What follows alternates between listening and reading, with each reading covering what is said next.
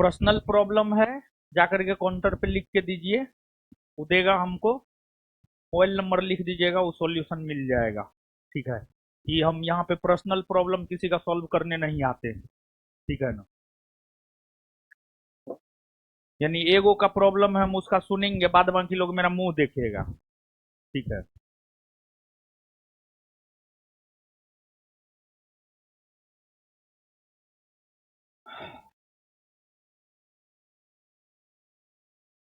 Personal problem अपना personal रखिए।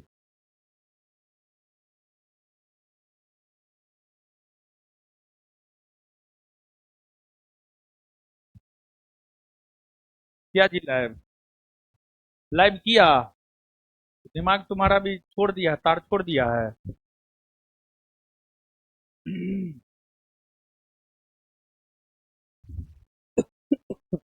चलिए,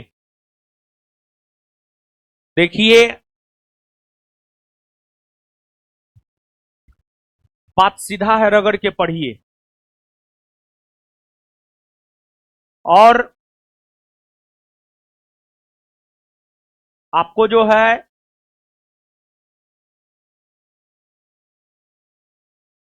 polity, history, geography, current, physics, chemistry, biology, economics, यही 8 सब्जेक्ट है मूल, जो आपको करना है। और आप सबसे हम रिक्वेस्ट कर रहे हैं, स्टडी मटेरियल लेकर के जब हम समझाते हैं, लिखाते हैं, बताते हैं, कुछ कुछ चीज जो आपको लगता है उसको लिखिए, याद कीजिए, पढ़िए, समझे ना। और ऑनलाइन वाले लोग, आपको भी कॉपी किताब लेकर के लिखना है, पढ़ना है, याद करना है, समझना है, सब कुछ करना है। समझना भी है, याद भी करना है, लिखना भी है। समझने वक्त समझना है, थोड़ा बहुत जो है लिखना भी है, टेबल कुर्सी का प्रयोग करना है पढ़ने में। तो अगर आप अपना बिहार दरोगा का सिलेबस देखेंगे तो सिलेबस में स्पष्ट तौर पर यह बात लिखा हुआ है। क्या लिखा हुआ है? सिलेबस में स्पष्ट तौर पर यह बात लिखा हुआ है, भारत का भूगोल, भारत का इतिहास। भले विश्व इतिहास से एक दो प्रश्न पूछ दे, अब 14 में से एक दो विश्व इतिहास से पूछा, तो अब विश्व इतिहास के पीछे पागल नहीं होना है। भूगोल में 12 गो पूछा, एगो दूगो विश्व का पूछ दिया, तो पागल नहीं होना है विश्व के भूगोल के पीछे। समझ गए ना? सिलेबस को देखिए, सिलेबस के अकॉर्डिंग काम कीजिए। और जो आपका सिलेबस है, सिलेबस के अकॉर्डिंग भारत का भूगोल आपको पढ़ना है। सिलेबस के अकॉर्डिंग क्या पढ़ना है? भारत का भूगोल, भारत का भूगोल पढ़ना है। तो हम आपको बोले भी थे, और जिस रोज वैकेंसी आया था, नोटिफिकेशन आया था, उस रोज हम आपको सिलेबस भी दिखाए थे, आपको याद है? और साथ ही साथ हम ये भी हम आपको बोले थे कि डेली टेस्ट को हम बंद कर देंगे जरूरत पड़ने पर, और हम आप लोग का क्लास लेंगे। आज से देखिए, हम डेली टेस्ट बंद करके आप लोग का क्लास ले रहे हैं। समझ गए ना? तो आप विश्वास रखिए, आपको जो है, आप विश्वास रखिए ये बात कि आपको जो है, मतलब हम लोग जैसे करवा रहे हैं, जो जो जैसे जैसे करवा रहे हैं, आप करते जाइए। और ज्यादा बैच नहीं करना है। जैसे इस बैच के जो भी बच्चे हैं, सिर्फ इसी बैच को करना है। दूसरे बैच के जो बच्चे हैं उसको सिर्फ वही करना है। तीसरे बैच के जो बच्चे, उसको सिर्फ वही करना है। देखिए, सब में कुल मिला करके करवाना वही है जो आपको करवा रहे हैं। ठीक है ना? पढ़िए, सेल्फ स्टडी कीजिए, संसाधन को सीमित कीजिए, जितना दिया गया है उतना कीजिए, फालतू दिमाग मत लगाइए। और तुमको बोलेंगे ये सब जो है कमेंट करते रहता है सब्जेक्टिव सब्जेक्टिव सब्जेक्टिव, सब सब्जेक्ट का सब्जेक्टिव अपलोड करवा दो। History, polity, geography, physics, chemistry, biology, economics, सब का सब्जेक्टिव अपलोड करवा दो। ऑब्जेक्टिव तो अपलोड है ये है, ठीक है ना। सब्जेक्टिव अलग करके अपलोड करवाओ, एक साथ नहीं। सब्जेक्टिव अलग, ऑब्जेक्टिव अलग, सब्जेक्टिव अलग, ऑब्जेक्टिव अलग। जिसको निकालना है दोनों अपना दोनों निकालेगा, जिसको सिर्फ ऑब्जेक्टिव निकालना है वो सिर्फ अपना ऑब्जेक्टिव निकालेगा। और लिखिए, कॉपी पे लिखिए। आप ये जो कहिएगा हम क्लियर कर दे रहे हैं बाबू, आप ये जो कहिएगा सब क्वेश्चन परीक्षा में जो क्वेश्चन दिए हैं वही सीधे तौर पर आ जाए, मुश्किल है। जैसे मान लिया जाए है नोट दो, नोट ली है ना, नया वाला है ना जी।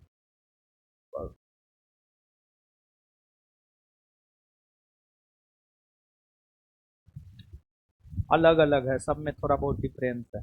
पुराना वाला में थोड़ा बहुत डिफरेंस है, उसमें देखना 72 गो क्वेश्चन है, इसमें पहला चैप्टर में 174 गो क्वेश्चन है।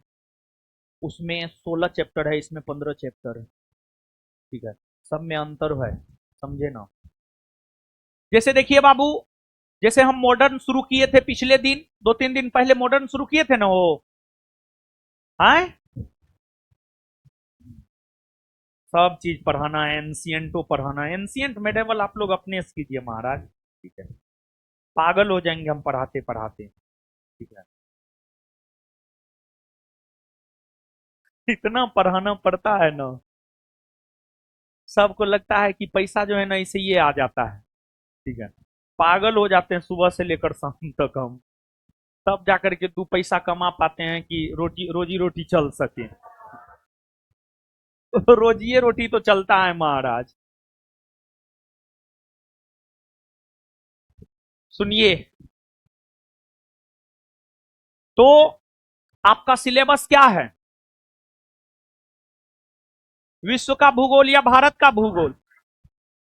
भारत का। और भारत के भूगोल को शुरू कर रहे हैं। सब लोग नोट लिए?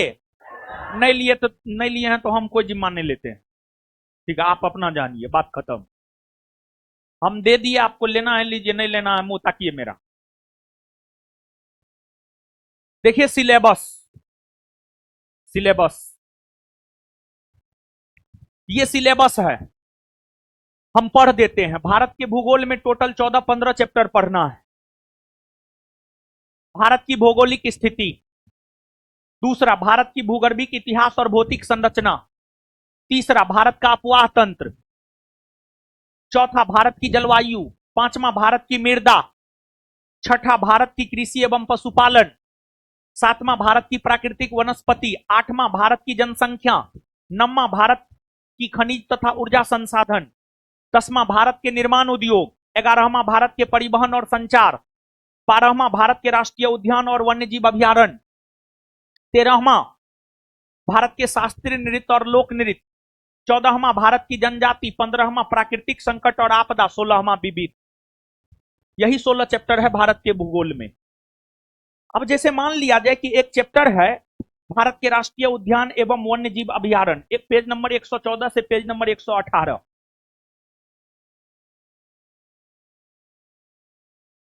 अब इसमें मान लिया जाए कि इस चैप्टर में जो है टोटल 74 गो क्वेश्चन है, लगभग लगता है 75 गो क्वेश्चन है। मैक्सिमम राष्ट्रीय उद्यान और वन्यजीव अभ्यारण्य को कवर करने का प्रयास किया गया है। लेकिन अगर मान लिया जाए,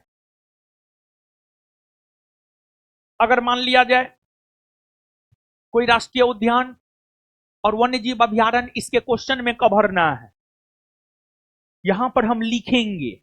जैसे मान लिया जाए कि एक राष्ट्रीय उद्यान है जल्दापारा राष्ट्रीय उद्यान, जल्दापारा राष्ट्रीय उद्यान पश्चिम बंगाल में है। मान लिया जाए पश्चिम बंगाल का कोई राष्ट्रीय उद्यान हम बता रहे हैं, तो वहां पर पश्चिम बंगाल का सब राष्ट्रीय उद्यान बता देंगे। कि सुंदरवन राष्ट्रीय उद्यान हो गया, जल्दापारा राष्ट्रीय उद्यान हो गया, बुक्सा राष्ट्रीय उद्यान हो गया, ये सब पश्चिम बंगाल में है। तो थोड़ा नोट डाउन भी करना है, मेरा मुंह देखने के लिए नहीं आए हैं आप लोग, समझ गए ना? ये मुंह देखते रहते हैं, बोलते रहते हैं, मुंह देखते रहते हैं, ठीक है? मुंह देखते रह जाइएगा जीवन भर। तो नोट में ही जगह निकाल करके, या इस ज्योग्राफी के नोट में पीछे में 10-15 पेज जोड़िए, 10-15-20 पेज जोड़िए, 10 पेज नहीं 20 पेज जोड़िए कम से कम। और जो थोड़ा बहुत बोलेंगे, जो लगेगा आपको महत्वपूर्ण है, वो सब लिखिए, समझे ना? काम आएगा वो सब परीक्षा में, नहीं तो जीवन भर मुंह देखते मेरा रह जाइएगा। तो बिहार दरोगा में भारत का भूगोल पूछता है, बता दिए, सिलेबस बता दिए, अब सब चीज हो गया। अब शुरू कर दे रहे हैं। देखिए, जब समुद्र मंथन हुआ ना, सबसे पहले विष निकला, भगवान बोले ग्रहण कर लिए, भगवान बोले क्या कर लिए? ग्रहण कर लिए। और विष को जो है कंठ से नीचे नहीं जाने दिए। क्यों नहीं जाने दिए? पता है क्यों नहीं जाने दिए? इसलिए नहीं जाने दिए, भगवान शिव के हृदय में राम बसते थे, राम। भगवान शिव के हृदय में कौन बसते थे? राम। और राम बड़ी कोमल थे। राम जो है विष, राम जो है, भगवान राम जो है विष का वहन नहीं कर सकते थे, इसी वजह से यहीं पे रोक लिए, ठीक है? तो अभी जो है करंट हम आपको नहीं करवा रहे हैं, करंट अफेयर नहीं करवा रहे हैं, करवाना चाहिए हमको, लेकिन आप लोग सब्जेक्टिव में ऐसे, सब्जेक्टिव में ऐसे ऐसे करते हैं। सब्जेक्टिव में जब ऐसे ऐसे करते हैं तो करंट करेंगे तब कैसे कैसे कीजिएगा? हैं? तो आपके बैच में हम सोच रहे हैं, करंट का बुक ला रहे हैं छठ बाद, 5 से 10 नवंबर के बीच में करंट का बुक आ रहा है। अरे सुनो ना यार, सुनेगी? ज्यादा मुंह मत बनाने, तो इंस्टाग्राम हम बना देंगे तुमको, इंस्टाग्राम स्टार, नाचते रहना इंस्टाग्राम पे। सुनो जो बोल रहे हैं, सुनो। तो हम ही सोच रहे हैं, बुक ला रहे हैं। देखिए, Bihar SI first batch, second batch, homework series, वो सब पुराना बैच है, उस सब में शुरू हमेशा से करंट चला है। तो करंट ऐसे भी आपका एग्जाम जो है दिसंबर में होगा। अब दिसंबर में होगा भी कि नहीं होगा कोई नहीं जानता है, क्योंकि चुनाव है, चुनाव में कौन जीतेगा? नीतीश जी अगर जीत गए तब तो एकदम दिसंबर में होगा। आपको मान के चलना है, नहीं बोलेंगे ये सब बात, ठीक है? नहीं तो फिर आप सोच लेते हैं बहुत बात, फिर गड़बड़ हो जाएगा। नहीं, दिसंबर में एग्जाम है आपका, ठीक है? दिसंबर में ही आपका एग्जाम है। लगभग 10 नवंबर के आसपास संस्थान का करंट का बुक आ जाएगा। तो हम लोग जो है प्रयास करते हैं, और सब बैच को गोली मारिए, ठीक है? आपके बैच में जैसे करवा रहे हैं आप कीजिए, आपके बैच में जो है करंट का जब बुक आएगा, वही बुके आपके बैच में करवाएंगे, ठीक है ना? वही आप कीजिएगा, समझे? तो 10 नवंबर तक जो है सिर्फ सब्जेक्ट चलने दीजिए, हिस्ट्री पॉलिटी और history polity, geography, physics, chemistry, biology और इकोनॉमिक्स, ठीक है? 10 नवंबर तक सिर्फ यही चलने दीजिए। फिर 10 नवंबर के बाद करंट आपके बैच में करेंगे, क्या विचार? मान जाइए, मान गए ना? पक्का? चलिए ठीक है। नहीं, बहुत लोग हल्ला करते रहता है, देखिए सबके सवाल का जवाब भी ऑनलाइन में भी लोग कहता है करंट करंट कब से शुरू होगा, तो इसी वजह से जो है सबको बोल दिए हैं करंट 10 नवंबर से आपके बैच में शुरू, यानी करंट का बुक आया, अब बुक आने के अगले दिन से आपके बैच में करंट शुरू कर देंगे, ठीक है? चलिए, किसका है? चलिए आइए अब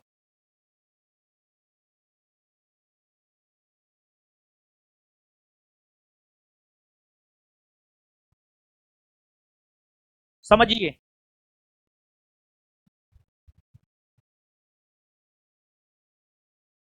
है, समझिए हो। देखिए बाबू,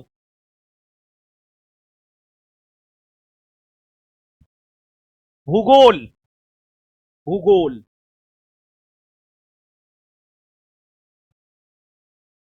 क्या पढ़ना है हम लोगों को? भूगोल।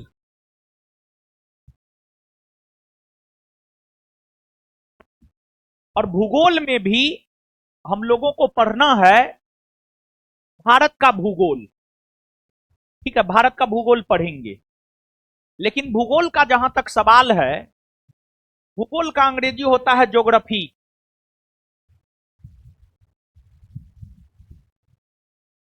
ज्योग्राफी। ज्योग्राफी शब्द की उत्पत्ति ग्रीक भाषा के दो शब्द जियो और ग्राफो से मिलकर हुआ है। जो भूगोल शब्द है, जिसका अंग्रेजी ज्योग्राफी है, ज्योग्राफी की उत्पत्ति ग्रीक भाषा के दो शब्द जियो और ग्राफो,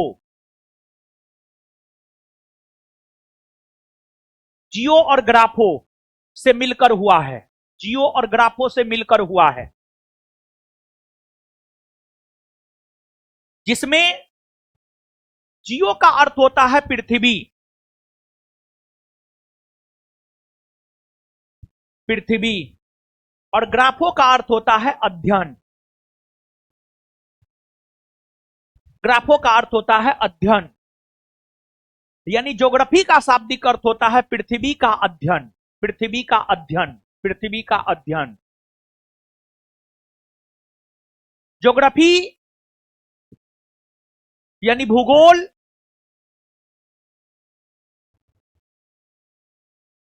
भूगोल एक ऐसा विषय है, भूगोल एक ऐसा विषय है जिसमें हम लोग पृथ्वी का अध्ययन करते हैं, पृथ्वी का अध्ययन करते हैं, पृथ्वी का अध्ययन। अब यह जो पृथ्वी है, जो पृथ्वी है,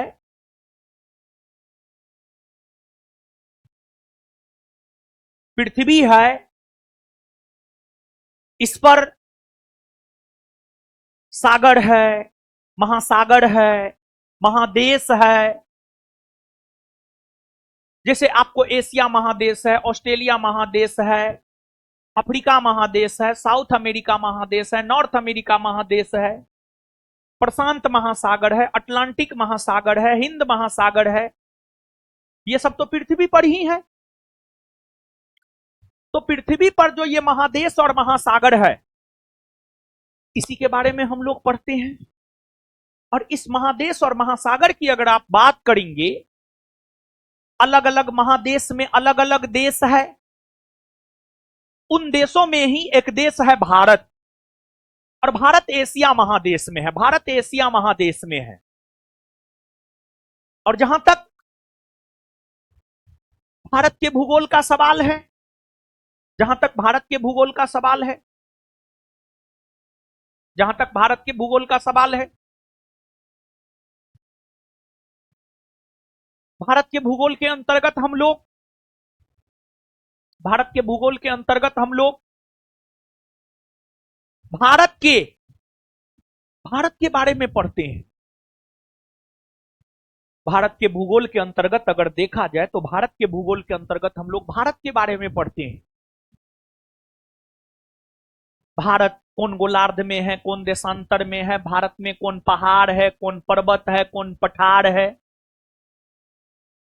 भारत में कौन कौन कृषि होता है, भारत में कौन उद्योग है, भारत की कितनी जनसंख्या है, भारत में कौन राष्ट्रीय उद्यान है,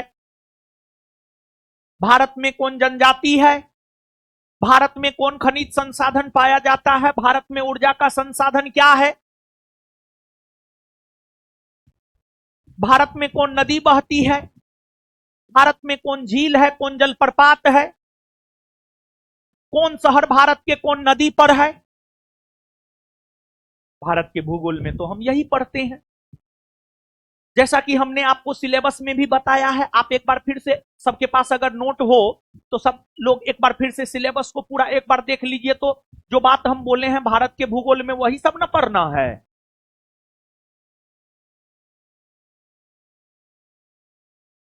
बोलिए, वही ना है। क्लियर? तो बताइए, क्या हम ये बात कह सकते हैं कि भूगोल एक ऐसा विषय है, समझिए समझिए, सब लोग समझिए, भूगोल एक ऐसा विषय है, भूगोल एक ऐसा विषय है जिसके अंतर्गत हम लोग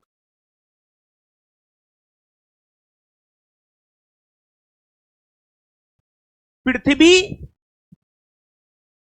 पर उपस्थित सागर, महासागर, महादेश, नदी, झील, जलप्रपात, पर्वत, पहाड़, पठार, कृषि, उद्योग, जनसंख्या, खनिज संसाधन, ऊर्जा संसाधन, प्राकृतिक आपदा, राष्ट्रीय उद्यान इत्यादि को पढ़ते हैं। वही ना भूगोल है, आए ना है भूगोल। देखिए, जो पाठ्यक्रम है आपका, सीधा उस पाठ्यक्रम में जितना चैप्टर है उसका नाम ले लीजिए और सीधा बोलिए भूगोल एक ऐसा विषय है जिसमें हम फलना फलना चीज पढ़ते हैं, बात खत्म। और ये जो फलना फलना चीज है, नदी है, जलप्रपात है, पर्वत है, पहाड़ है, ये पृथ्वी पर न है हो। ये नदी, झील, झरना, जलप्रपात, पहाड़, पठार, ये सब पृथ्वी से बाहर है हो। बोलिए, ये सब पृथ्वी से बाहर नहीं ना है हो। चलिए ठीक है। अब देखिएगा बाबू, आप जो भूगोल है, भूगोल का पिता कहा जाता है किसको? इरेटोस्थनीज। भूगोल का पिता अगर देखा जाए तो भूगोल का पिता कहा जाता है आपको इरेटोस्थनीज। इरेटोस्थनीज, इरेटोस्थनीज की अगर हम लोग बात करें तो इरेटोस्थनीज को जो है भूगोल का पिता कहा जाता है। इरेटोस्थनीज को जो है भूगोल का पिता कहा जाता है, भूगोल का पिता। भूगोल का पिता अगर देखा जाए तो भूगोल का पिता जो है बाबू आपको इरेटोस्थनीज को कहा जाता है। किसको कहा जाता है? इरेटोस्थनीज। इरेटोस्थनीज को भूगोल का पिता कहा जाता है। अब देखिएगा बाबू आप, ठीक है, इरेटोस्थनीज को भूगोल का पिता कहा जाता है, लेकिन आधुनिक भूगोल का पिता हमबोल्ट को कहा जाता है। जर्मनी के एक भूगोल बता रहे हैं हमबोल्ट। जर्मनी के एक भूगोल बता रहे हैं हमबोल्ट। जर्मनी के एक भूगोल बता रहे हैं हमबोल्ट। और जर्मनी के जो भूगोल बेता हमबोल्ट रहे हैं, अगर हम लोग हमबोल्ट की बात करें तो हमबोल्ट को ही आधुनिक भूगोल का पिता कहा जाता है। आधुनिक भूगोल क्या कहा जाता है? आधुनिक भूगोल का पिता कहा जाता है हमबोल्ट को। किसको कहा जाता है? अब देखिए, यहां तक में तुमको डेली क्लास करती है, पेज लेकर मारेंगे, अब हम बहुत मार मारेंगे, ठीक है ना। अब मेरा गुस्सा जो है ना बहुत बढ़ रहा है, ठीक है ना। फिर बाद में तुम लोग कहेगी कि रिजल्ट नहीं हुआ, चप्पल खोल के मारेंगे, बहुत मार मारेंगे हम, समझी। तुमको ये बात नहीं पता है मेरे क्लास में कॉपी लेके आना है? सब टाइम पास करती है, एगो नहीं पढ़ने वाली है, सब टाइम पास करने वाली है, ये सब सब टोटल, ठीक है। टाइम पास करने के लिए आती है, पढ़ने के लिए मत आया करो, नहीं तो मारेंगे हम, कुर्सी पटक देंगे सीधे, ठीक है। हमको दया हुआ कुछ नहीं, ठीक है। हम बहुत क्रूर अत्याचारी व्यक्ति हैं। अलाउद्दीन खिलजी से भी ज्यादा क्रूर है। वो अपने चाचा ससुर दोनों को मार दिया था, तब जाकर के गद्दी प्राप्त किया था। कॉपी कहाँ गया तुम्हारा? कॉपी कहाँ है? नहीं लाई है कॉपी? तुम्हारा कॉपी कहाँ है? तुम्हारा कॉपी कहाँ है? कॉपी निकालो। मारेंगे तुम लोग जो है ना, सब बहुत बदमाश सब है। खाली पढ़ना लिखना ना है, बाद बाकी सब काम करना है। ठीक है। बर्गर खाना, बर्गर। बर्गर वाली आई है लगता है। छोड़िए ना, कौन है? अब यहां तक में हम ही जानते हैं, वही जानती है कौन है बर्गर वाली। समझे? यहीं पर ही जो ये थी ना, ये लोहार लैंड, यहीं पे बर्गर खा रही थी, हम देख लिए। और एगो लड़का से बैग छीन रही थी उसका, पता नहीं अब जो भी हो। मतलब आपस में झगड़ रही थी रोडे पे। बर्गर खाती आराम से तो कोई बात नहीं था, आपस में झगड़ भी रही थी। बैग छीना छीनी कर रही थी दोनों अपने में। ठीक है। तब न नजर पड़ गया, बर्गर खाती तब नजर थोड़े पड़ता। तो यहां तक में देखिए, अब आपको कॉपी में क्या लिखना चाहिए था जानते हैं बाबू? 3 बात आपको लिखना चाहिए था। 3 बात क्या जानते हैं बाबू? एक आइडिया दे रहे हैं कॉपी में क्या लिखना है। 3 बात यहां तक आपको लिख लेना चाहिए था। एक बात यह, ज्योग्राफी की उत्पत्ति ग्रीक भाषा के 2 शब्द जियो और ग्राफो से मिलकर हुआ है, जिसमें जियो का अर्थ पृथ्वी और ग्राफो का अर्थ अध्ययन करना होता है। एक बात ये लिखना है। इसमें एग्जाम के पॉइंट ऑफ व्यू से महत्वपूर्ण क्या है जानते हैं बाबू? देखिए यह बात क्यों एग्जाम के पॉइंट ऑफ व्यू से महत्वपूर्ण है। जैसे सुनामी कौन भाषा का शब्द है? फिर जो है मौसिम शब्द की उत्पत्ति कौन भाषा से हुई? इस टाइप के प्रश्न आपसे आपके एग्जाम में पूछे जा चुके हैं। तो आगे भी ये सब पूछा जा सकता है। तो मतलब यहां से एक बात ये पूछा जा सकता है कि ज्योग्राफी शब्द की उत्पत्ति कौन भाषा से हुई है? तो ज्योग्राफी शब्द की उत्पत्ति हुई है ग्रीक भाषा से। ज्योग्राफी शब्द की उत्पत्ति हुई है ग्रीक भाषा से। कौन भाषा से? ग्रीक भाषा से। एक एग्जाम के पॉइंट ऑफ व्यू से याद रखने वाला ये है। दूसरा एग्जाम के पॉइंट ऑफ व्यू से याद रखने वाला है भूगोल का पिता कौन है? इरेटोस्थनीज। और तीसरा एग्जाम के पॉइंट ऑफ व्यू से याद रखने वाला है कि आधुनिक भूगोल का पिता कौन है? हम्बोल्ट। आधुनिक भूगोल का पिता कौन है? आधुनिक भूगोल का पिता कौन है? बात समझे? यही 3 बात याद रखना। ये तीनों बात याद हुआ? ज्योग्राफी शब्द की उत्पत्ति कौन भाषा से? ग्रीक भाषा ना। ज्योग्राफी शब्द की उत्पत्ति कौन भाषा से हुई? ज्योग्राफी शब्द की उत्पत्ति कौन भाषा से हुई? ग्रीक भाषा। ग्रीक भाषा के कौन से 2 शब्द? जियो और कौन से 2 शब्द? जियो और, जिसमें आपको इसके बाद आगे बताइएगा भूगोल का पिता किसे कहा जाए? भूगोल का पिता, आधुनिक भूगोल का पिता, आधुनिक भूगोल का पिता। अब भूगोल के विषय में थोड़ा सा सामान्य जानकारी दे दी। अब हम लोग आ जाते हैं अपने क्वेश्चन आंसर पर। ठीक है ना? क्वेश्चन आंसर में भी थोड़ा बहुत हर सब्जेक्ट में लिखते जाइए, लिखते जाना बहुत जरूरी है। समझ गए ना? निम्नलिखित में से भारत को और किस अन्य नाम से भी जाना जाता है? देखिए बाबू, जो ज्योग्राफी है उसमें हमको भारत का भूगोल पढ़ना है। तो अपने देश भारत की अगर हम लोग बात करें, तो जैसे आप ही लोग हैं, आपका एक से अधिक नाम है, आपका एक से अधिक नाम है या हो सकता है, या किसी का एक ही नाम होगा, किसी का एक ही नाम होगा, किसी का एक से अधिक नाम होगा। तो उसी प्रकार जो अपना देश भारत है, भारत को कई नामों से जाना जाता है। भारत को भारत कहा जाता है, इंडिया कहा जाता है, हिंदुस्तान कहा जाता है, आर्यावर्त कहा जाता है, जम्बू द्वीप कहा जाता है। इन सभी नामों से भारत को जाना जाता है। भारत को, रोइए नहीं, मारेंगे नहीं तो हम सच में मारेंगे। ठीक है, रोना नहीं है। हम कौन गलत बात बोले हैं जो आप रो रही हैं?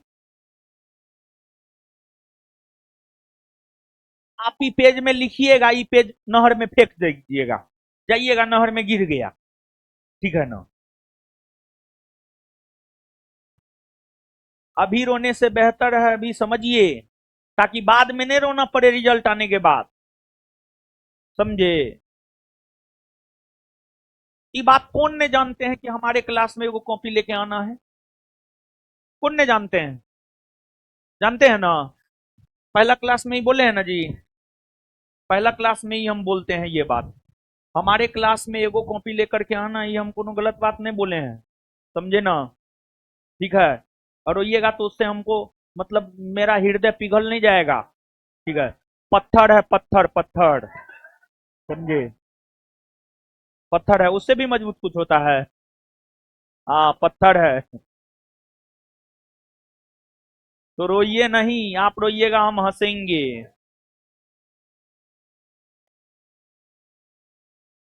ये सब कितना हंस रही है, कभी तुम लोग भी पकड़ाएगी। सबका बदला लेंगे, सबका बदला लेगा तेरा फैजल।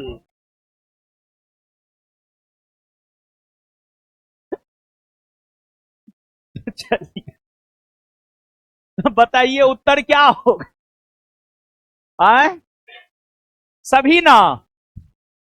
चलिए अब देखिए एक बात और, देखिए बाबू ध्यान दीजिएगा। एक हुए ईरानी और एक हुए यूनानी।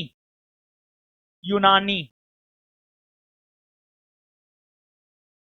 जानते हैं बाबू, कि जो ईरानी है, ईरानी, ईरानी, ईरान, ईरान के लोग, ईरान मुस्लिम कंट्री है। ईरान मुस्लिम कंट्री है, जो ईरान है ना, ईरान मुस्लिम कंट्री है। जो ईरान है ना बाबू, ईरान मुस्लिम कंट्री है, मुस्लिम कंट्री।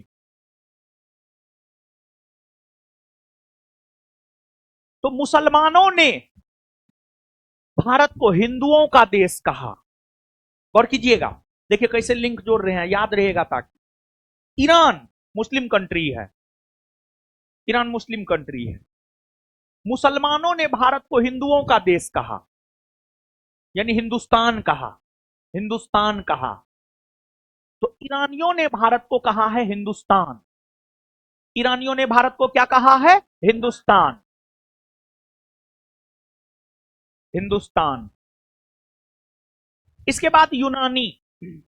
यूनानी जो है आपको यूरोपीय है, मतलब एक प्रकार से कहिए तो अंग्रेज है। जैसे जानते हैं बाबू, भारत के लोगों के लिए विदेश का मतलब क्या होता है पता है? भारत के लोगों के लिए विदेश का मतलब होता है लंदन। जो लंदन का है वो विदेशी है, बाद की कोई विदेशी ना है। लेकिन ऐसा है नहीं।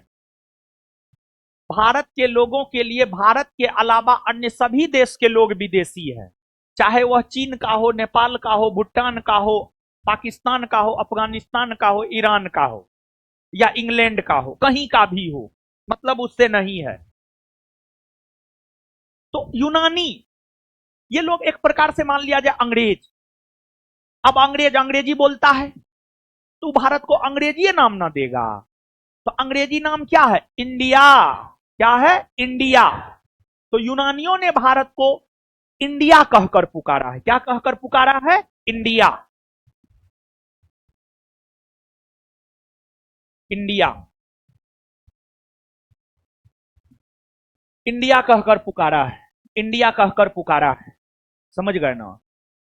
ईरानियों ने भारत को हिंदुस्तान कहकर पुकारा है, यूनानियों ने भारत को इंडिया कहकर पुकारा है। यह भी बात आप याद रखिएगा, ठीक है। सर्वप्रथम हिंदुस्तान शब्द का प्रयोग भारत के लिए किसने किया? किसने? ईरानी ना। और यूनानियों ने इंडिया ना। ये तो हो गया भारत के नाम सब के बारे में। जानते हैं बाबू, जब आप पढ़ेंगे ना भारत की भौगोलिक स्थिति, या फिर भारत एक सामान्य परिचय, जब थ्योरेटिकली भी हम आपको पढ़ाते हैं, तो वहां पर हम आपको ये बात जरूर बताते हैं सर्वप्रथम, कि जो हमारा देश है, हमारे देश का नाम फलना फलना है, और हमारे देश को ईरानियों ने फलना कहकर पुकारा है और यूनानियों ने फलना कहकर पुकारा है। तो अब देखिए यहां पर एग्जाम के पॉइंट ऑफ व्यू से यह बात याद रखना बहुत ज्यादा जरूरी नहीं है कि भारत को किस किस नाम से जाना जाता है, लेकिन यह बात एग्जाम के पॉइंट ऑफ व्यू से याद रखना जरूरी है कि ईरानियों ने भारत को क्या कहकर पुकारा और यूनानियों ने भारत को क्या कहकर पुकारा। तो ईरानियों ने भारत को सर्वप्रथम हिंदुस्तान कहकर पुकारा और यूनानियों ने भारत को इंडिया कहकर पुकारा। यह बात आप जरूर याद रखिएगा, रखिएगा ना। आगे विचार कीजिए और जानते हैं बाबू, ये जो बताएंगे इसमें से आपके बिहार दरोगा एग्जाम में 2 गो क्वेश्चन पूछा हुआ है। जितना हम बताएंगे ना, इसमें से 2 गो क्वेश्चन आपके बिहार दरोगा एग्जाम में पूछा हुआ है। समझ गए ना? तो अब विचार कीजिए, क्या विचार कीजिए, अब स्टेटमेंट पढ़िए और कौन सा सही है। 3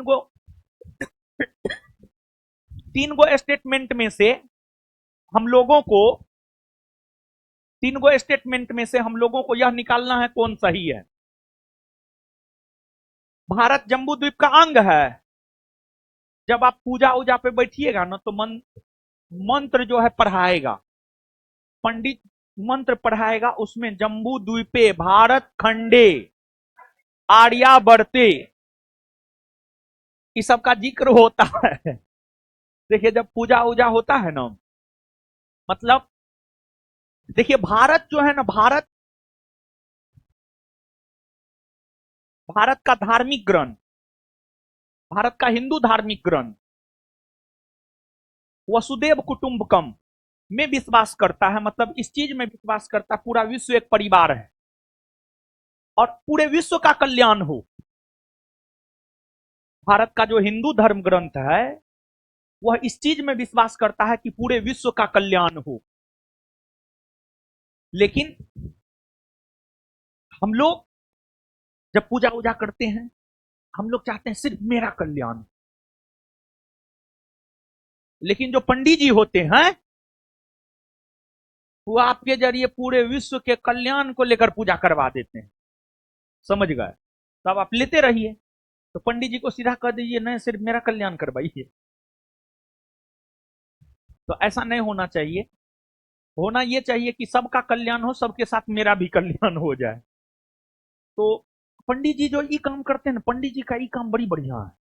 समझ गए? तो भारत जम्बू द्वीप का अंग है, ये बात सही है। भारत जम्बू द्वीप का अंग है, ये बात सही है। सरक्रीक विवाद भारत एवं पाकिस्तान के बीच है, हाँ एकदम सही है। जानते हैं बाबू, आपके बिहार दरोगा एग्जाम में यह प्रश्न पूछा है। क्या पूछा है पता है? आपके बिहार दरोगा एग्जाम में यह प्रश्न पूछा है, सरक्रीक विवाद किन 2 देशों के बीच है? सरक्रीक विवाद किन 2 देशों के बीच है? तो जो सरक्रीक विवाद है यह भारत और पाकिस्तान के बीच है। यह आपके बिहार एसआई एग्जाम का पूछा जा चुका प्रश्न है और आगे भी पूछा जा सकता है। अब देखिए यहां पर आप मानचित्र पर आइए। यहां पर बाबू जब आप मानचित्र पर आइएगा तो यहां पर बाबू आप देखिएगा गुजरात को। किसको देखिएगा आप? गुजरात को। यहां पर देखिएगा आप गुजरात को। गुजरात में जो है ना, यहां पर ये वाला जो हिस्सा है, ये वाला जो हिस्सा है बाबू, ये वाला हिस्सा आप देख रहे हैं, ये वाला हिस्सा, यहीं पर आपको सरक्रीक है। और सरक्रीक को लेकर भारत और पाकिस्तान के बीच विवाद है। भारत कहता है मेरा है, पाकिस्तान कहता है मेरा है। भारत कहता है मेरा है और पाकिस्तान कहता है मेरा है। तो सरक्रीक गुजरात में है और इसको लेकर विवाद जो है भारत और पाकिस्तान के बीच है, भारत और पाकिस्तान के बीच है। अब इसके बाद आगे अगर हम लोग आए तो भारत की मुख्य भूमि का दक्षिणी नोक इंदिरा पॉइंट है। मुख्य भूमि का दक्षिणी नोक इंदिरा पॉइंट है? नहीं, मुख्य भूमि का दक्षिणी नोक इंदिरा पॉइंट नहीं है, बल्कि मुख्य भूमि का जो दक्षिणी नोक है वह है आपको कैप कैमोरीन है।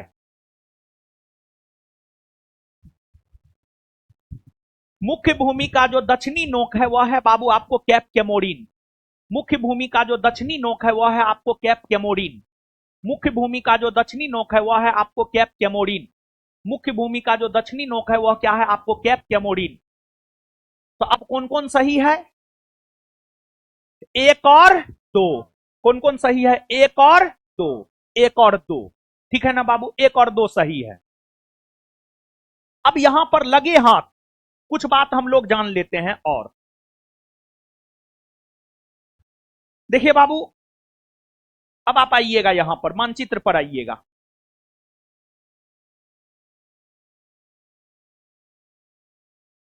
ये जो है बाबू आपको अपना देश भारत है। ये अपना देश भारत है। जब हम कोई भी मानचित्र लेते हैं तो उसका ऊपरी भाग जो होता है उत्तर दिशा को प्रदर्शित करता है। उत्तर यानी नॉर्थ, उत्तर यानी नॉर्थ। और नीचे वाला भाग जो है दक्षिण दिशा को प्रदर्शित करता है यानी साउथ। नीचे वाला भाग दक्षिण दिशा को प्रदर्शित करता है यानी साउथ। दाहिना भाग पूरब दिशा को प्रदर्शित करता है यानी ईस्ट। और बायां भाग पश्चिम दिशा को प्रदर्शित करता है यानी वेस्ट। बायां भाग पश्चिम दिशा को प्रदर्शित करता है यानी वेस्ट। Waste, waste.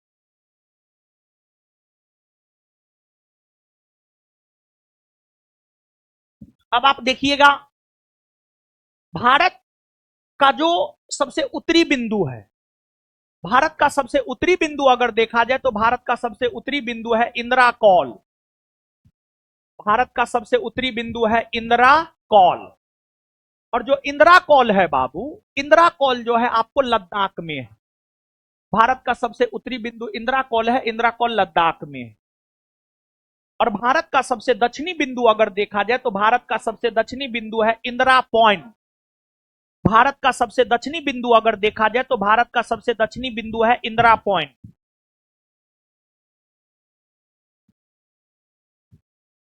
अब जहां तक इंदिरा पॉइंट का सवाल है, इंदिरा पॉइंट को कई नामों से जाना जाता है। इंदिरा पॉइंट को पार्सन पॉइंट कहा जाता है।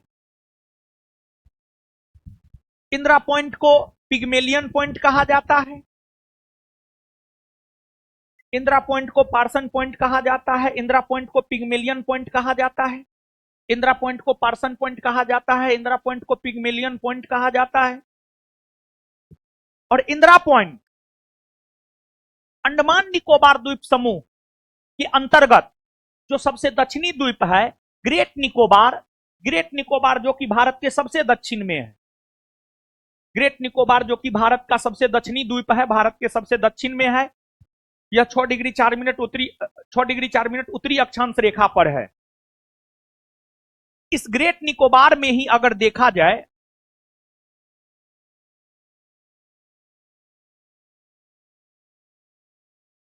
इस ग्रेट निकोबार में अगर देखा जाए तो इस ग्रेट निकोबार में ही 6 डिग्री 4 मिनट पर इंदिरा पॉइंट है, जिसे पार्सन पॉइंट या पिग्मेलियन पॉइंट भी कहते हैं।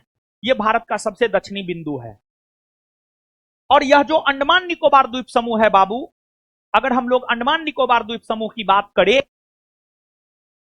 तो अंडमान निकोबार द्वीप समूह भारत के मुख्य भूमि के अंतर्गत नहीं आता है। अंडमान निकोबार द्वीप समूह और लक्षद्वीप, अंडमान निकोबार द्वीप समूह और लक्षद्वीप। देखिए बाबू, आप जो ये मानचित्र देख रहे हैं, इस मानचित्र में भारत के पूर्वी भाग में ये बंगाल की खाड़ी है। बंगाल की खाड़ी में अंडमान निकोबार द्वीप समूह है। और अंडमान निकोबार द्वीप समूह जो है भारत के मुख्य भूमि के अंतर्गत नहीं आता है। वहीं ये पश्चिमी भाग है, भारत के पश्चिमी भाग में अरब सागर है। अरब सागर में लक्षद्वीप है। लक्षद्वीप भी भारत की मुख्य भूमि के अंतर्गत नहीं आता है। लेकिन लेकिन आप इस बात को समझिए कि ठीक है, अंडमान निकोबार द्वीप समूह, ठीक है, अंडमान निकोबार द्वीप समूह और लक्षद्वीप भारत की मुख्य भूमि के अंतर्गत नहीं आता है। लेकिन इस पर अधिकार भारत का है। लेकिन इस पर अधिकार किसका है? किसका अधिकार है? भारत का है। भारत के अंतर्गत ये माने जाते हैं, इस पर अधिकार भारत का है और यह भारत के अंतर्गत भारत के अंतर्गत माने जाते हैं, भारत के अंतर्गत माने जाते हैं। अब ठीक है, ये मुख्य भूमि में नहीं आता है, तो भारत के मुख्य भूमि के अंतर्गत सबसे दक्षिणी राज्य है तमिलनाडु। भारत के मुख्य भूमि के अंतर्गत सबसे दक्षिणी राज्य अगर देखा जाए तो भारत के मुख्य भूमि के अंतर्गत सबसे दक्षिणी राज्य है तमिलनाडु। भारत के मुख्य भूमि के अंतर्गत सबसे दक्षिणी राज्य कौन है? तमिलनाडु। भारत के मुख्य भूमि के अंतर्गत सबसे दक्षिणी राज्य कौन है? तमिलनाडु। तमिलनाडु में कन्याकुमारी है और तमिलनाडु के कन्याकुमारी में ही कैप कैमोरीन है। तमिलनाडु के कन्याकुमारी में ही कैप कैमोरीन है और तमिलनाडु के कन्याकुमारी में जो कैप कैमोरीन है यह भारत की मुख्य भूमि का सबसे दक्षिणी बिंदु है। यह भारत की मुख्य भूमि का सबसे दक्षिणी बिंदु है। यह भारत की मुख्य भूमि का सबसे दक्षिणी बिंदु है। भारत की मुख्य भूमि का सबसे दक्षिणी बिंदु है। अब देखिएगा बाबू आप कि कन्याकुमारी, यहां जो कन्याकुमारी है, कन्याकुमारी में बंगाल की खाड़ी, ये बंगाल की खाड़ी है, इधर अरब सागर है, इधर हिंद महासागर है। भारत के जब आप दक्षिण में जाइएगा तो इधर हिंद महासागर है। जब आप भारत की चौहद्दी देखते हैं तो भारत के उत्तर में हिमालय पर्वत है और भारत के दक्षिण में हिंद महासागर है। हिंद महासागर के शीर्ष पर अपना देश भारत है। हिंद महासागर के शीर्ष पर अपना देश भारत है। तो जो कन्याकुमारी है, कन्याकुमारी में अरब सागर, बंगाल की खाड़ी, हिंद महासागर तीनों आपस में आकर मिलती है। जो आपको अरब सागर, बंगाल की खाड़ी और हिंद महासागर है, ये तीनों कन्याकुमारी में आकर आपस में मिलती है। कन्याकुमारी में आकर आपस में मिलती है। कन्याकुमारी में आकर आपस में मिलती है। अब जिस प्रकार आपने भारत के उत्तरी और दक्षिणी बिंदु को देखा है, उसी प्रकार भारत के पूर्वी बिंदु की अगर हम लोग बात करें तो भारत का जो सबसे पूर्वी राज्य है अरुणाचल प्रदेश है। भारत का सबसे पूर्वी राज्य अरुणाचल प्रदेश है और अरुणाचल प्रदेश में एक स्थान है किबुथु। किबुथु, किबिथु। अरुणाचल प्रदेश में एक है किबिथु, किबिथु। और अरुणाचल प्रदेश में जो किबिथु है यह भारत का सबसे पूर्वी बिंदु है। अरुणाचल प्रदेश में जो किबुथु है यह भारत का सबसे पूर्वी बिंदु है। यह भारत का सबसे पूर्वी बिंदु है। भारत का सबसे पूर्वी बिंदु है। उसी प्रकार अगर देखा जाए तो भारत का सबसे पश्चिमी राज्य जो है, भारत का सबसे पश्चिमी राज्य है गुजरात। भारत का सबसे पश्चिमी राज्य कौन है? गुजरात। और गुजरात में एक है गुहार मोती। गुजरात में एक है गुहार मोती। और गुजरात में जो गुहार मोती है, गुजरात में जो गुहार मोती है, गुहार मोती जो है भारत का सबसे पश्चिमी बिंदु है। भारत का सबसे पश्चिमी बिंदु है। और अगर आप अपने बिहार दरोगा एग्जाम की बात करेंगे तो यहां से बिहार दरोगा एग्जाम दो बात पूछा है। भारत का सबसे उत्तरी बिंदु पूछा है, भारत का सबसे दक्षिणी बिंदु पूछा है। ये दोनों प्रश्न आपका बिहार दरोगा एग्जाम पूछ चुका है। तो भारत का उत्तरी, दक्षिणी, पूर्वी, पश्चिमी, मुख्य भूमि का सबसे दक्षिणी बिंदु कौन है, सब बात हम आपको बता दिए हैं। कौन किस राज्य में स्थित है? इंदिरा कॉल लद्दाख में है। इंदिरा पॉइंट अंडमान निकोबार द्वीप समूह में है। कैप कैमोरिन तमिलनाडु में है। किबुथु अरुणाचल प्रदेश में है। और फिर जो है गुहार मोती गुजरात में है। हर बात हम आपको बता दिए हैं। अब आइए इसको याद कर लेते हैं, पुनः आगे बढ़ जाएंगे, ठीक है ना। और आपको एक दिशा निर्देश, ये दिशा निर्देश हम आपको पहले भी दिए हैं। पहले जो है ऑनलाइन जो है सब स्टडी मटेरियल अपलोड नहीं किए थे, अते पता नहीं था वैकेंसी आएगा नहीं आएगा, क्या होगा नहीं होगा, कुछ भी अता पता नहीं था, ठीक है। देखिए पढ़ने का क्या तरीका होना चाहिए। अपलोड करवाओ, अपलोड करवाओ तो उठा के पटक देंगे, अगले क्लास में हम आएंगे। अगर कोई बोल दिया नहीं अपलोड तो अपलोड हो जाना चाहिए। पढ़ने का क्या तरीका होना चाहिए सुनिए। जैसे मान लिया जाए कि मॉडर्न में हम आपको पढ़ा रहे हैं, क्या कौन चैप्टर पढ़ा रहे हैं? 18वीं सदी का भारत। जब आपके पास सब्जेक्टिव नोट होगा तो उसमें सब्जेक्टिव में 18वीं सदी का भारत होगा। आपको 18वीं सदी का भारत पढ़ा रहे हैं, आपको 18वीं सदी का भारत पढ़ के आना चाहिए। फिर क्लास में क्वेश्चन होगा, डिस्कशन सुनना है, याद करना है। पहले मतलब देखिए सब चीज आपके पास दे दिया गया है। अब ऑफलाइन वाले लोग, संस्थान का सारा स्टडी मटेरियल ऑफिस में मिलता है, फोटो स्टेट के दुकान में मिलता है, जहां से लेना है ले लीजिए। जो चैप्टर हो रहा है उसका सब्जेक्टिव पढ़ के आइए, ऑब्जेक्टिव कीजिए, घर पे जाइए, फिर से रिवीजन कीजिए, फिर से रिवीजन कीजिए घर पे जाकर के। Revision more and more times. जितना ज्यादा रिवीजन कीजिएगा आप उतना बेहतर बनिएगा, और जितना कम रिवीजन कीजिएगा उतना आप खराब बनिएगा। जितना ज्यादा रिवीजन कीजिएगा उतना बढ़िया बनिएगा, जितना कम रिवीजन कीजिएगा उतना खराब बनिएगा। जितना ज्यादा रिवीजन होगा रिजल्ट के चांसेज उतना ज्यादा, जितना कम रिवीजन होगा रिजल्ट के चांसेज उतना कम। ठीक है ना बाबू, समझ गए? तो सब नोट हम ऑनलाइन वालों को अवेलेबल करवा दे रहे हैं। और ऑनलाइन वाले लोग एक मिनट जान लीजिए, आपको जो है कुछ चीज का आंसर ना है, जैसे फिजिक्स का आंसर नहीं बना है, इकोनॉमिक्स का नहीं बना है, क्योंकि फिजिक्स और इकोनॉमिक्स अभी अपडेटे हुआ है। तो अपडेट हुआ है तो उसका आंसर नहीं बना है। तो फिजिक्स और इकोनॉमिक्स के आंसर को लेकर के नहीं चिल्लाना है कि फिजिक्स का आंसर नहीं मिल रहा है, इकोनॉमिक्स का आंसर नहीं मिल रहा है। हम क्लियर कर दे रहे हैं, फिजिक्स और इकोनॉमिक्स का आंसर नहीं मिलेगा। क्योंकि आप देखे होंगे फिजिक्स आपको पूरा मिला है, नहीं मिला होगा। हाँ, 3 चैप्टर मिला है, 6 चैप्टर, 9 चैप्टर।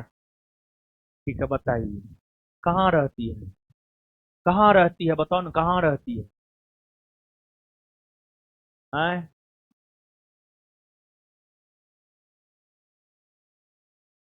तो फिजिक्स अपडेट हो रहा है, इकोनॉमिक्स भी अपडेट हुआ है।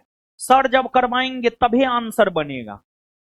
ठीक है, तो हम क्लियर कर देना चाहते हैं, biology, chemistry, history, polity, geography, इस सब सब्जेक्ट का आंसर मिल जाएगा। लेकिन फिजिक्स और इकोनॉमिक्स का आंसर आपको, बोलिए, फिजिक्स और इकोनॉमिक्स का आंसर नहीं ना मिलेगा। हाँ, नहीं मिलेगा। तो आप बार बार जो है कमेंट नहीं कीजिएगा। आप ऑनलाइन वाले को बोल रहे हैं, ऑफलाइन वाला कान कान खुला है ना जी? कान में गुज्जू उज्जू नहीं ना हुआ है? हाँ, करवा तेल डाल करके साफ कर लेना, नहीं सुनाई दे रहा है तो। ठीक है ना? और ऑनलाइन वाले लोग अब बाद में नहीं कहिएगा कि नहीं मिला, वो सर करवाएंगे तभी आंसर मिलेगा। ठीक है ना? क्योंकि वो अपडेट हुआ है, नोट अपडेट हुआ है, नोट अपडेट हुआ है, और अभी अपडेट हो ही रहा है। तो इसी वजह से उसका आंसर अभी हम लोग बनाए नहीं। उसका आंसर तो बिट्टू सर ही बनाएंगे, वो बनाए नहीं। ठीक है, उनको बोलेंगे बना के दे दीजिए, बोलेंगे हम क्लास में करवाएंगे। ठीक है ना? तो ठीक है, क्या ना बोल रहे थे? हाँ, बोल ये बात रहे थे, सब चीज अब आपके पास है, अवेलेबल हो जाएगा। आज से लेकर कल तक नहीं है तो आज से लेकर कल तक में अवेलेबल हो जाएगा। जैसे ज्योग्राफी में भारत की भौगोलिक स्थिति या भारत एक परिचय शुरू किए, सब्जेक्टिव नोट लेकर के एक बार पूरा उसको पढ़ लीजिए, फिर आइए देखिए, क्लास कीजिए, फिर घर पे जाइए रिवीजन कीजिए। देखिए कितना अच्छा महसूस होगा, कितना अच्छा महसूस होगा। मतलब आपको लगेगा कि हम सही डायरेक्शन में जा रहे हैं। आपको क्यों लगता है कि हम सही डायरेक्शन में नहीं जा रहे हैं? आपको इसलिए लगता है कि हम सही डायरेक्शन में नहीं जा रहे हैं क्योंकि क्योंकि क्योंकि क्योंकि आप सही तरीका से पढ़ भी नहीं करते। आज की डेट में हो क्या गया है, आईटी का जमाना है, इंफॉर्मेशन टेक्नोलॉजी, डाटा का कोई कमी नहीं है, कुकुरमुत्ता सबका कोई कमी ना है। जिसको बिहार दरोगा का पूरा सिलेबस ना मालूम हो, पूरा चैप्टर ना मालूम हो,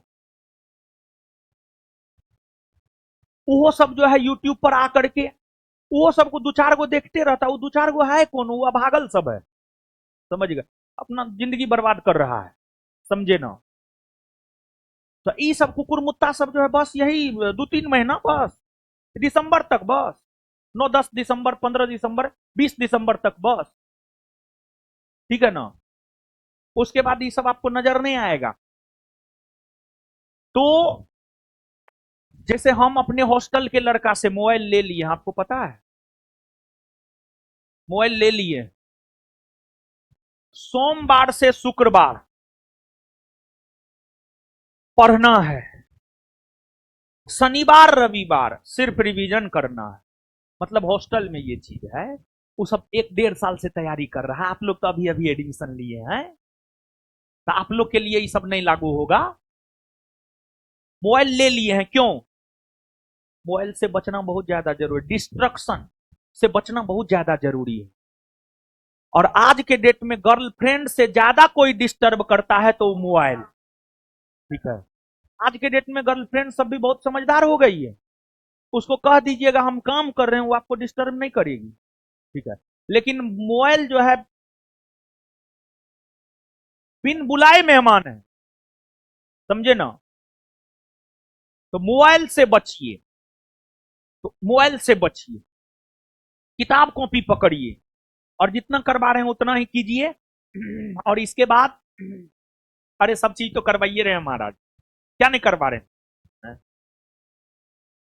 इसके बाद जो चैप्टर चल रहा है, बायोलॉजी में कोई चैप्टर चलेगा, पढ़ के आइए थ्योरी, ऑब्जेक्टिव कीजिए, घर पे जाकर फिर से उसको रिवीजन कीजिए। फिर अगले दिन जो होगा, अगले दिन जहां तक पढ़े हैं वहां से आगे होगा, उसको पढ़ लीजिए, फिर अगले क्लास में आइए, फिर उसका रिवीजन कीजिए। ऐसे करके काम कीजिए आप। देखिए आपका कॉन्फिडेंस बढ़ जाएगा, हम आपको विश्वास दिला रहे हैं, आपका कॉन्फिडेंस बढ़ जाएगा, पक्का कॉन्फिडेंस बढ़ेगा। आप करके देखिए, आपको करना पड़ेगा। आप इसको आज से करना शुरू कीजिए, कल से करना शुरू कीजिए, जितना जल्दी हो सकता है उतना जल्दी करना शुरू कीजिए। कॉन्फिडेंस बढ़ेगा, अपने आप रिजल्ट हो जाएगा। ठीक है ना? हाँ, और एक बात जान लीजिए, इस वैकेंसी के बाद बिहार दरोगा का कोई बड़ा वैकेंसी ना है, लास्ट बड़ा वैकेंसी है बिहार दरोगा का। फिर इसके बाद 3-4 बरस तक कोई वैकेंसी ना है। इसलिए कर्म मेहनत पुरजोर कीजिए, इतना कीजिए ना कि रिजल्ट निकल जाए। ठीक है? हाँ, और नहीं तो रोते रहिएगा। बताइए, भारत का सबसे उत्तरी बिंदु, भारत का सबसे दक्षिणी बिंदु, दक्षिणी बिंदु, इंदिरा पॉइंट को किस किस नाम से जानते हैं? पार्सन पॉइंट और इंदिरा पॉइंट को किस किस नाम से जानते हैं? पार्सन पॉइंट और पिगमेलियन पॉइंट। भारत की मुख्य भूमि का सबसे दक्षिणी बिंदु, भारत की मुख्य भूमि का सबसे दक्षिणी बिंदु आए, भारत का सबसे पूर्वी बिंदु, पूर्वी बिंदु, भारत का सबसे पश्चिमी बिंदु। क्लियर? चलिए, आंसर मिल ना गया? अगले क्वेश्चन की ओर बढ़े ना। निम्नलिखित में से कौन भारतीय उपमहाद्वीप के अंतर्गत आते हैं? भारतीय उपमहाद्वीप के अंतर्गत कौन कौन आता है? देखिए बाबू, ध्यान दीजिएगा। भारतीय उपमहाद्वीप के अंतर्गत अगर देखा जाए, तो भारतीय उपमहाद्वीप के अंतर्गत मुख्य तौर पर अगर देखा जाए, तो मुख्य तौर पर जो है भारतीय उपमहाद्वीप के अंतर्गत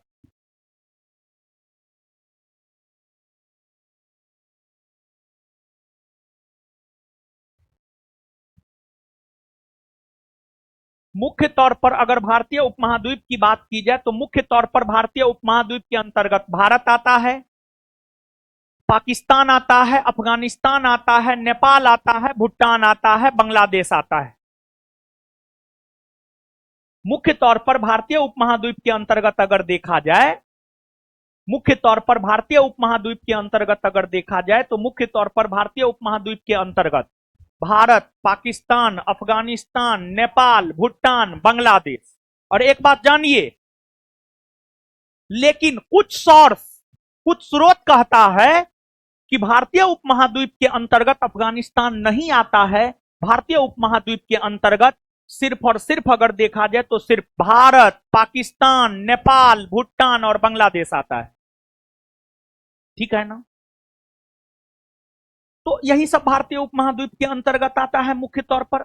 अब अगर हम लोग, अरे क्वेश्चन के बगल में लगाया करो यार, ठीक है, बार बार पीछे जाना पड़ता है। 5 क्वेश्चन के जस्ट बाद लगाओ। ठीक है, बांग्लादेश, भूटान, बांग्लादेश आता है, हाँ। भूटान आता है, म्यांमार, आंसर क्या होगा? केवल एक और,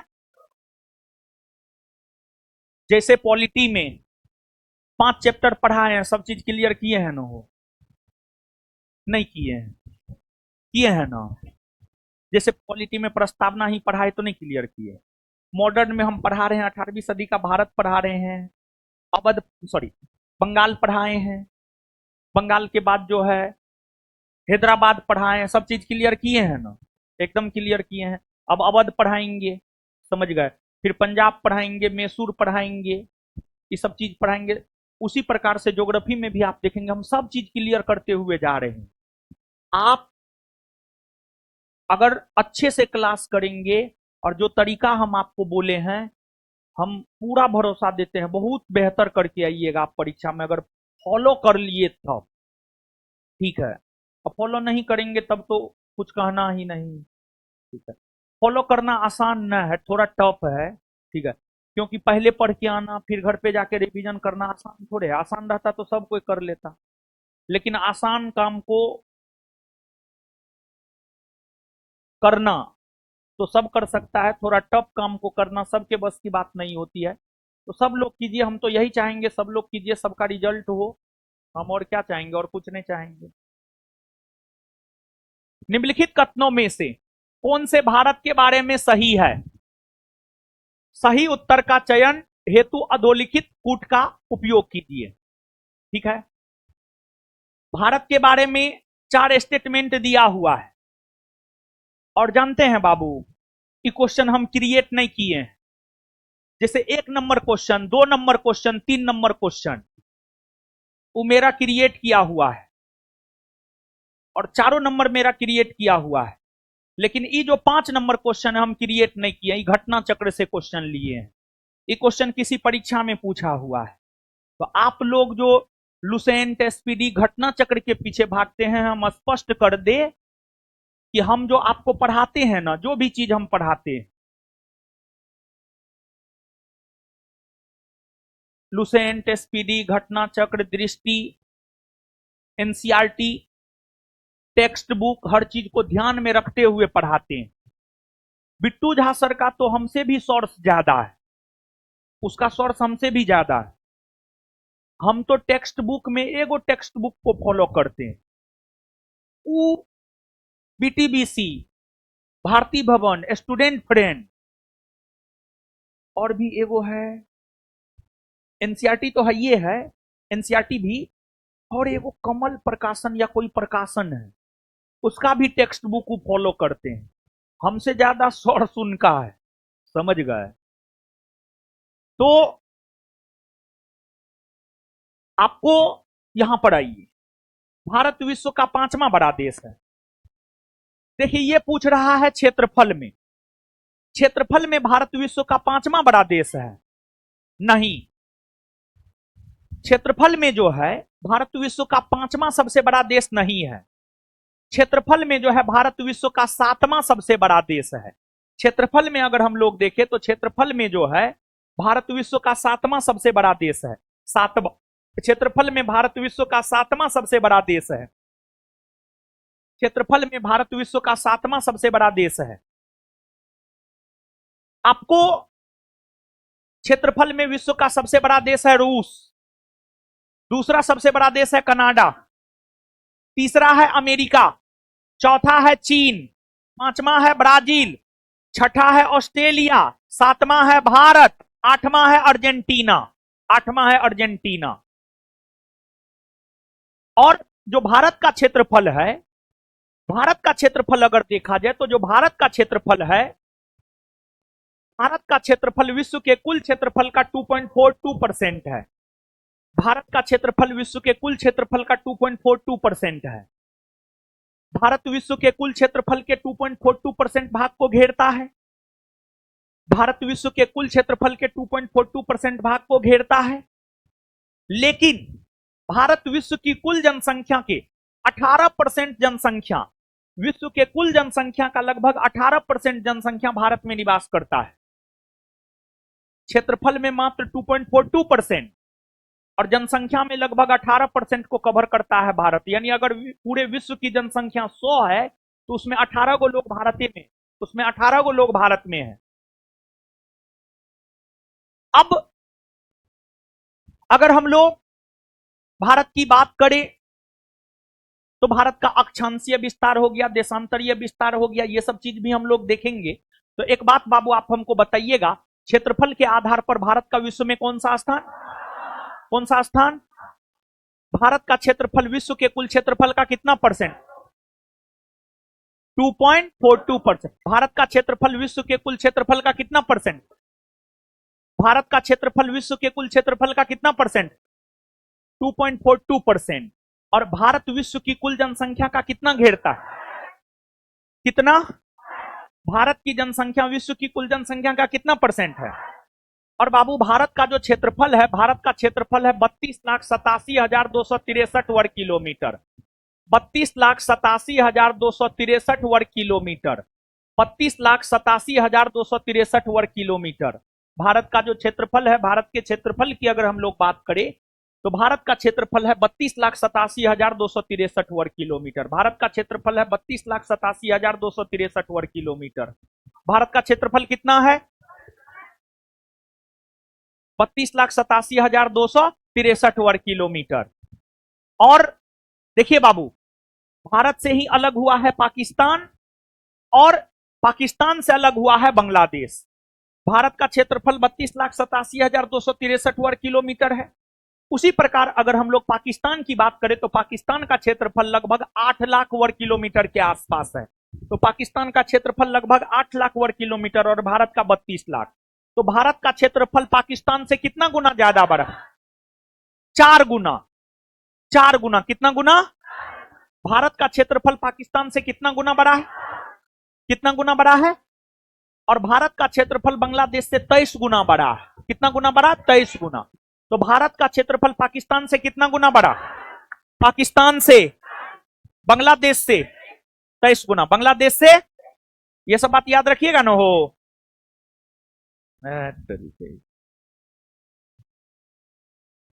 अब दूसरा, यह स्थल मंडल के कुल क्षेत्रफल का लगभग 2.42% भाग अधिकृत किए हुए। सही या गलत?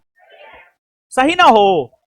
समूचा भारत उष्ण कटिबंध में नहीं, समूचा भारत उष्ण कटिबंध में नहीं है। पूरा का पूरा भारत उष्ण कटिबंध में नहीं है। अगर हम लोग भारत की बात करें तो जो भारत है, भारत उष्ण कटिबंध में भी है और भारत शीतोष्ण कटिबंध में भी है। इसको समझाते हैं। भारत उष्ण कटिबंध में भी है और भारत शीतोष्ण कटिबंध में भी है। तो समूचा भारत उष्ण कटिबंध में नहीं है, बल्कि भारत का कुछ हिस्सा उष्ण कटिबंध में है और कुछ हिस्सा शीतोष्ण कटिबंध में है। कुछ हिस्सा उष्ण कटिबंध में है और कुछ हिस्सा शीतोष्ण कटिबंध में है। तो समूचा भारत उष्ण कटिबंध में नहीं है, बल्कि भारत उष्ण कटिबंध और शीतोष्ण कटिबंध दोनों में है। अब यहां पर समझ लीजिए आप थोड़ा सा, जैसे आप इस मानचित्र पर आइए, देखिए पृथ्वी है। पृथ्वी को 3 ताप कटिबंध में बांटा गया है। उष्ण कटिबंध, शीतोष्ण कटिबंध, शीत कटिबंध। उष्ण कटिबंध, शीतोष्ण कटिबंध और शीत कटिबंध। ये पृथ्वी है। पृथ्वी के केंद्र से होकर 0 डिग्री अक्षांश रेखा गुजरती है, जिसे हम लोग विषुवत रेखा, जिसे हम लोग विषुवत रेखा कहते हैं। पृथ्वी के केंद्र से होकर 0 डिग्री अक्षांश रेखा गुजरती है, जिसे हम लोग विषुवत रेखा या भूमध्य रेखा या इक्वेटर कहते हैं। अंग्रेजी में इक्वेटर कहते हैं, EQUATOR, इक्वेटर कहते हैं। इससे ऊपर जाइएगा उत्तरी गोलार्ध, नीचे आइएगा दक्षिणी गोलार्ध। अब आप ऊपर जाइएगा तो एक 23.5 डिग्री उत्तरी अक्षांश रेखा मिलेगा। 23.5 डिग्री उत्तरी अक्षांश रेखा को हम लोग कर्क रेखा कहते हैं। कर्क रेखा कहते हैं, कर्क रेखा कहते हैं। फिर इससे ऊपर जाइएगा तो एक आपको 66.5 डिग्री उत्तरी अक्षांश रेखा मिलेगा। 66.5 डिग्री उत्तरी अक्षांश रेखा को अगर देखा जाए तो हम लोग आर्कटिक रेखा कहते हैं। आर्कटिक रेखा, आर्कटिक रेखा कहते हैं। 66.5 डिग्री उत्तरी अक्षांश रेखा को हम लोग आर्कटिक रेखा कहते हैं। फिर ऊपर जाइएगा 90 डिग्री उत्तरी अक्षांश रेखा मिलेगा। इसको हम लोग उत्तरी ध्रुव कहते हैं। उत्तरी ध्रुव कहते हैं, उत्तरी ध्रुव, उत्तरी ध्रुव कहते हैं। तो पृथ्वी के केंद्र से होकर, फास्ट नहीं ना है, समझ रहे हैं ना? कोई दिक्कत नहीं ना हो रहा है? दिक्कत होगा तो बोलिएगा, हम स्लो हो जाएंगे, ठीक है ना? ऐसे इस सब में बहुत बड़ा चीज है नहीं, कुछ है जी इसमें, कुछ ना है, ठीक है। देखिए हम हर चीज को समझाते हुए चल रहे हैं। पृथ्वी के केंद्र से होकर 0 डिग्री अक्षांश रेखा गुजरती है। 0 डिग्री अक्षांश रेखा को हम लोग विषुवत रेखा कहते हैं। विषुवत रेखा पृथ्वी को 2 बराबर भाग में बांटती है। इसके ऊपर जाइएगा उत्तरी गोलार्ध, नीचे आइएगा दक्षिणी गोलार्ध, नीचे आइएगा दक्षिणी गोलार्ध। उत्तरी गोलार्ध में एक 23.5 डिग्री उत्तरी अक्षांश रेखा है जिसको हम लोग कर्क रेखा कहते हैं। फिर एक 66.5 डिग्री उत्तरी अक्षांश रेखा है जिसको हम लोग आर्कटिक रेखा कहते हैं। फिर 90 डिग्री उत्तरी अक्षांश रेखा है, उसको हम लोग उत्तरी ध्रुव कहते हैं। जानते हैं बाबू, ये जो कर्क रेखा से लेकर विषुवत रेखा तक का क्षेत्र है, यहां पर सूर्य की किरणें सीधी पड़ती है और यहां पर गर्मी अधिक होता है, जिस वजह से इसे हम लोग कहते हैं उष्ण कटिबंध, उष्ण कटिबंध कहते हैं। फिर कर्क रेखा से आर्कटिक रेखा के बीच में ठंडा और गर्मी दोनों बराबर मात्रा में होता है, इसे हम लोग कहते हैं शीतोष्ण कटिबंध। क्या कहते हैं? शीतोष्ण कटिबंध, शीतोष्ण कटिबंध कहते हैं, शीतोष्ण कटिबंध। और फिर आर्कटिक रेखा और उत्तरी ध्रुव के बीच में जो मौसम होता है वो काफी ठंडा होता है, जिस वजह से इसे हम लोग कहते हैं शीत कटिबंध। क्या कहते हैं? शीत कटिबंध। क्या कहते हैं? शीत कटिबंध, शीत कटिबंध कहते हैं। तो अब आप देखिएगा कर्क रेखा, जहां तक कर्क रेखा का सवाल है, आप इस बात को जानिए, कर्क रेखा भारत के बीचों बीच से होकर गुजरती है। जहां तक कर्क रेखा का सवाल है, ये कर्क रेखा है। और कर्क रेखा की अगर हम लोग बात करें, यहां पर अगर हम इस सब चीज को थोड़ा डिलीट मार दे और यहां पर भारत की हम लोग बात करें, तो भारत कर्क रेखा के बीचों बीच से होकर गुजरता है। यानी अगर हम लोग भारत के मानचित्र पर आए, तो अब आप इस मानचित्र को देखिए बाबू, ये है बाबू आपको कर्क रेखा। ये जो लाइन खिंचा हुआ है ये कर्क रेखा है। कर्क रेखा के नीचे और कर्क रेखा के ऊपर। कर्क रेखा एक ऐसी काल्पनिक रेखा है जो भारत को लगभग 2 बराबर भाग में बांटती है। कर्क रेखा के ऊपर जाइएगा उत्तरी भारत, नीचे आइएगा दक्षिणी भारत। आपसे यह प्रश्न पूछा भी जाता है, कौन ऐसी काल्पनिक रेखा है जो भारत को लगभग 2 बराबर भाग में बांटती है? कर्क रेखा, कर्क रेखा। तो कर्क रेखा भारत के बीचों बीच से होकर गुजरती है। बोलिए। तो कर्क रेखा के आप नीचे आइएगा तो ये उष्ण कटिबंध है, और कर्क रेखा के ऊपर जाइएगा तो ये शीतोष्ण कटिबंध है, शीतोष्ण कटिबंध है। यानी कहने का मतलब बाबू ये हुआ कि कर्क रेखा के नीचे ये जो दक्षिण भारत है, दक्षिण भारत जो है आपको उष्ण कटिबंध में है, और कर्क रेखा के ऊपर उत्तर भारत, उत्तर भारत जो है आपको शीतोष्ण कटिबंध में है। उत्तर भारत जो है आपको शीतोष्ण कटिबंध में है। तो भारत के अंतर्गत दक्षिणी भारत उष्ण कटिबंध में और उत्तरी भारत शीतोष्ण कटिबंध में है। तो भारत की अगर हम लोग बात करें, तो भारत क्या सिर्फ और सिर्फ जो है समूचा उष्ण कटिबंध में नहीं, भारत का दक्षिणी भाग, दक्षिणी भारत उष्ण कटिबंध में है और उत्तरी भारत शीतोष्ण कटिबंध में है। 82.5 डिग्री पूर्वी देशांतर रेखा का उपयोग भारतीय समय को निर्धारित करने के लिए किया जाता है। हाँ, और 82.5 डिग्री पूर्वी देशांतर रेखा का उपयोग भारतीय समय को निर्धारित करने के लिए किया जाता है। इसी वजह से इसको जो है भारतीय मानक समय रेखा कहते हैं। और कर्क रेखा और भारतीय मानक समय रेखा को लेकर के अगले सेशन में हम आपके साथ चर्चा करेंगे। इससे रिलेटेड और भी प्रश्न होंगे। तो यहां पर जो सही है, यहां पर सही कौन कौन है? तो 2 और 4, 2 और 4, यानी आंसर क्या हो जाएगा? D number. क्या हो जाएगा आंसर? D number. चलिए, अब जो है आपको जाना नहीं है, बायोलॉजी का क्लास होगा, बैठे रहिए, बैठिए, नहीं पढ़िएगा। टेस्ट बंद किए हैं, सिलेबस नहीं समाप्त होगा तो हमको नहीं कहिएगा सिलेबस नहीं समाप्त हुआ है। ठीक है।